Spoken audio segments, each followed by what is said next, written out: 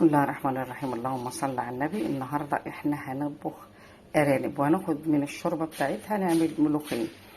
انا معايا الارانب مقطعاها اهوت ارنب متوسط الحجم، مقطعه وحاطه ملح ودقيق وليمون. وعملت ايه كمان عشان انقع؟ ضربت حبايه من الطماطم وبصلايه وفصين توم. ده كله هيبقى للنقع علشان ما يبقاش فيه اي زفاره. هنقلب كل الحاجات دي مع بعض بتشيل اي زفر. هنقعها ساعة 2 بس، يا ريت الدنيا حر نحط ده في التلاجة ونشوف مع بعض بعد ما يتنقع مدة كافية هنعمل ايه. هنحط، انا خلاص غسلت الارانب بعد ما اتنقعت. هحط معايا في الحلة دي معلقة سمنة صغيرة خالص. ليه؟ الارانب ناشفة ما فيهاش اي دهون، يا دوب للتشويح. وهحط فص حبهان بمستكة مكسرة كده يسيح في معلقة السمنة، هيطلع الريحة الجميلة بتاعته. واقوم حاطة بقى الارانب، طبعا هشوحها لحد ما لونها يتغير.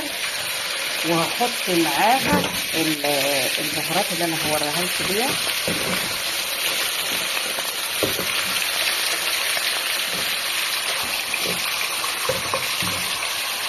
معايا بصل وجزر وحبهان انا مفتحاه وفلفل ورق لورا. كل ده هحطه معاه يتشوح معاه. مش هحط الملح الوقت عشان ما يخليش الانسجه تجمد.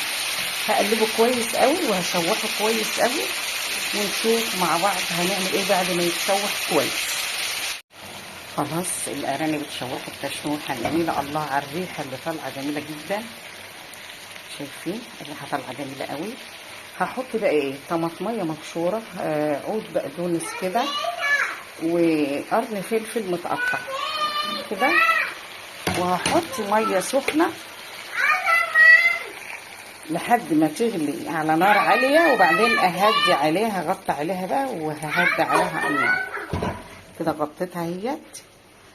هقلب الحاجه دي فيها واغطي عليها لحد ما تغلي على نار عاليه، وبعدين ههدي عليها. خلاص معايا الارانب استوت. هحط لها الملح، هسيبها بس تغلي غلوتين كده مع الملح. لو عملنا كده بالمعلقه هنلاقي بصوا خلاص هشوفوا استوت خالص. واحنا ده اللي هو المطلوب. هسيبها بس غلوتين كده في الملح على ما تتشرب، وهنشيلها ونحمر.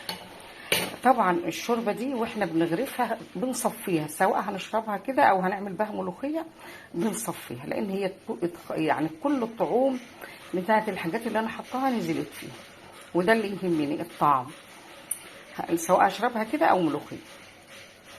معلقه سمنه كده وهنحمر الارانب.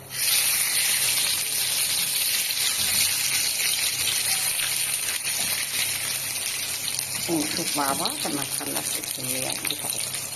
ما شاء الله شايفين طبق الارانب جميل، ريحه وطعم. جربوه درجه التحمير زي ما انتم عايزين. كل واحد يجمع يفتح، كل واحد حر في درجه التحمير بتاعته.